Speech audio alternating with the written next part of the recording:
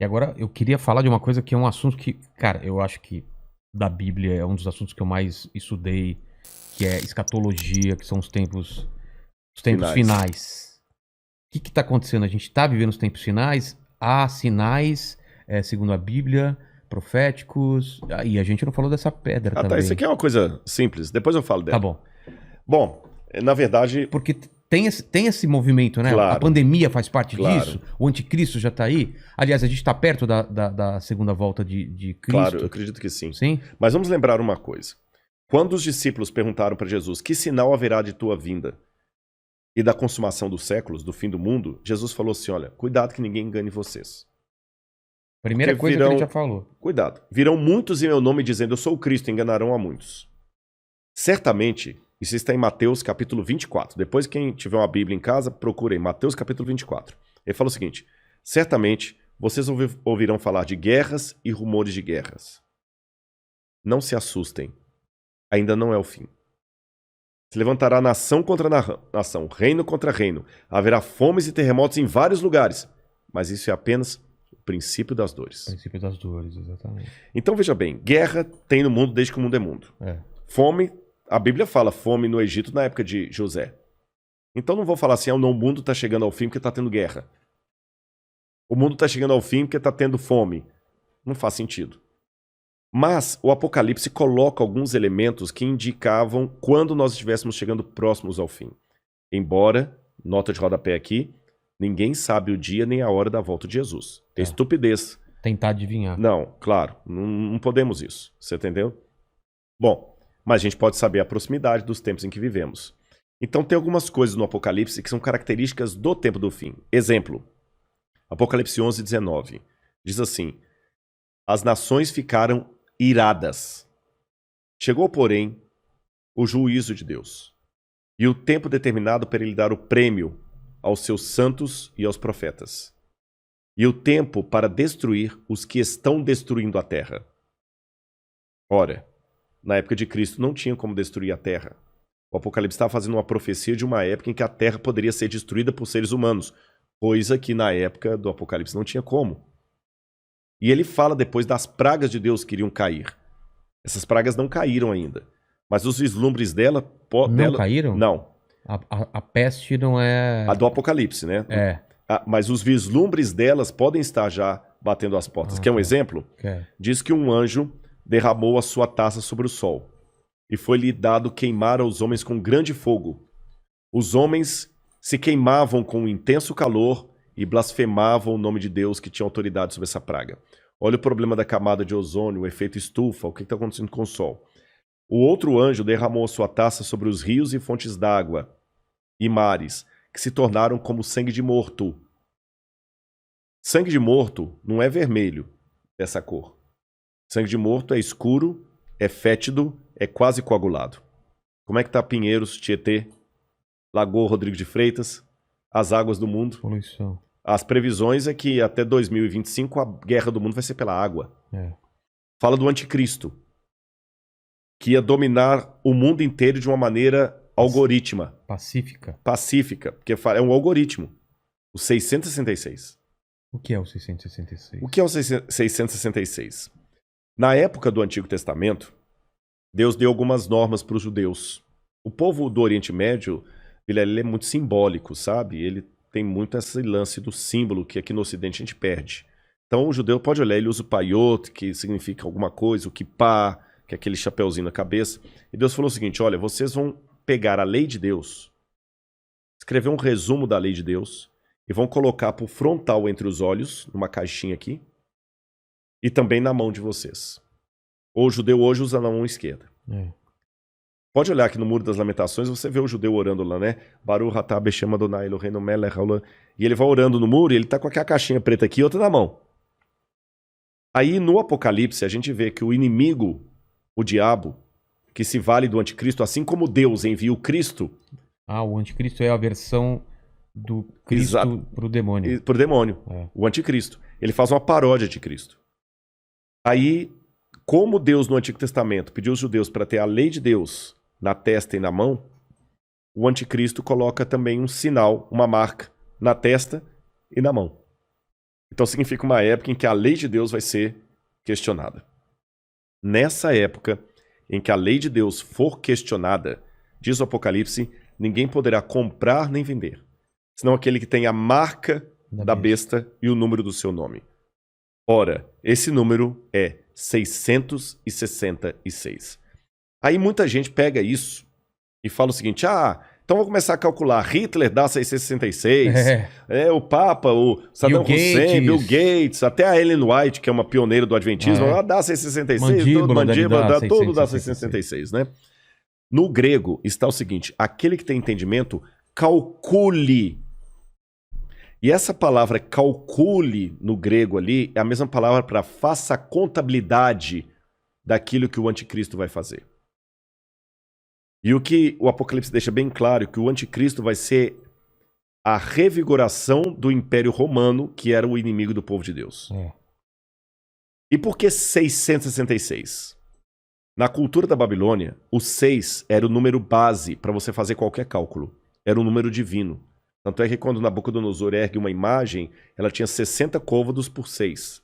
60 por 6. O 6 era um múltiplo divino.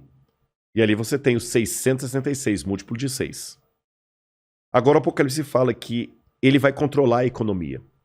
Os povos da terra vão segui-lo. Ninguém vai poder, falando quem pode pelejar com ele. E o que nós estamos vendo agora é o mundo caminhando pela primeira vez na história para uma unificação mundial. De moeda? De tudo. Parece até teoria da conspiração que eu vou falar, mas não é. O mundo está caminhando para uma unificação. Rodrigo, mas nunca. Aqui no Brasil mesmo a gente vê a briga dos de esquerda com os de direita. O pessoal não está entendendo. Essa unificação não significa unificação de mente, mas unificação de propósito. Que é um exemplo que o mundo pode se unir por um propósito, apesar de se odiar mutuamente? Pandemia. A pandemia. Exatamente. O Irã está usando máscara, Israel também está usando máscara. Os palestinos estão jogando foguete lá em Israel, o Hamas, mas o israelense está usando máscara, o palestino também. O egípcio está usando álcool em gel, o iraniano está usando álcool em gel, o americano está usando álcool em gel, o russo está usando álcool em gel, então o Putin está usando álcool em gel. A mesma coisa o presidente do Brasil, o presidente da Argentina, da Venezuela, o mundo parou. Então é possível essa união do mundo inteiro em algumas coisas mesmo. Ela não só é possível, como ela é um caminho sem volta. Por que está falando tanto em criptomoeda?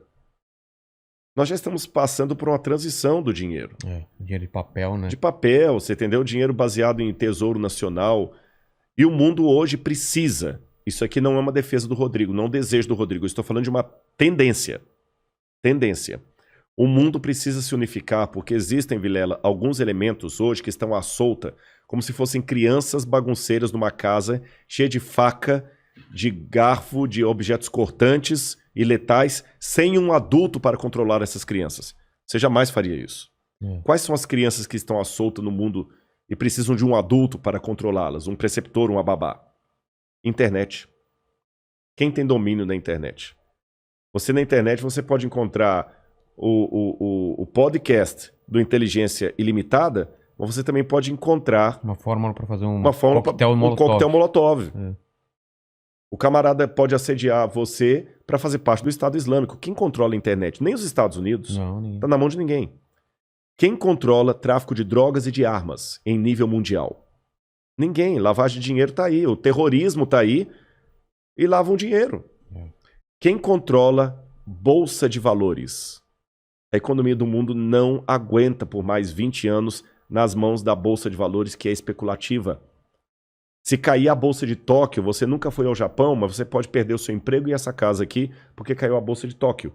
O Bradesco pode falir porque teve um crash na bolsa de Nova York. E a gente viu, essa pandemia viu como nós estamos economicamente vulneráveis. Economicamente vulneráveis. Quem controla o terrorismo mundial? Então esses elementos... mais um. A ecologia. Não quero entrar no debate se a Amazônia é nossa ou não é nossa. O fato é que se a gente não cuidar da Amazônia, o mundo todo se ferra, caramba. Você tá entendendo? Então não tem mais esse negócio assim, é meu. Então hoje a gente precisa de um governo único que com leis mundiais controle a internet, bolsa de valores, que vai desaparecer, o reset tá aí, controle a economia, gastos, terrorismo e tudo mais. E os países, por mais que continue havendo direita e esquerda, situação e oposição, não interessa, Islã e cristianismo, vai precisar se unir, não porque eles se amam, porque não tem outro jeito. E essa união está muito parecida com o caminho de preparação para o anticristo. Agora, a minha questão aqui não é cair naquela esquizofrenia escatológica de achar agora que qualquer coisa eu tenho que evitar porque senão é uma marca da besta. Eu já vi gente, isso aqui é sério, que não quer deixar colocar o revolvinho da temperatura na testa da mão, porque aquele é a marca da besta. Calma. Estupidez, não tem nada a ver um negócio desse, gente, tá bom? Agora, quando esse governo único se interpuser entre a minha fidelidade a Deus e a minha fidelidade ao Estado, esse é o único momento em que eu estou livre perante Deus para ter uma desobediência civil, social. Porque a própria Bíblia me ensina a ser obediente às autoridades constituintes. Mesmo quando Nero estava no poder, Pedro escreveu: respeitem as autoridades constituídas. A César o que é de César. Dai César o que é de César. Pague os impostos. Seja um bom cidadão. Que a crise não venha por culpa de vocês. A Bíblia me ensina a ser um bom cidadão. Porém, a própria Bíblia fala: quando o governo der uma ordem... A Bíblia não diz isso explicitamente. Diz assim, em termos filosóficos. Sim.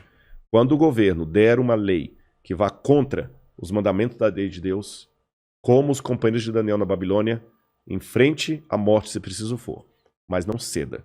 Talvez essa seja a diferença de um teólogo apaixonado por Deus e pela Bíblia e alguém que simplesmente é um acadêmico livre.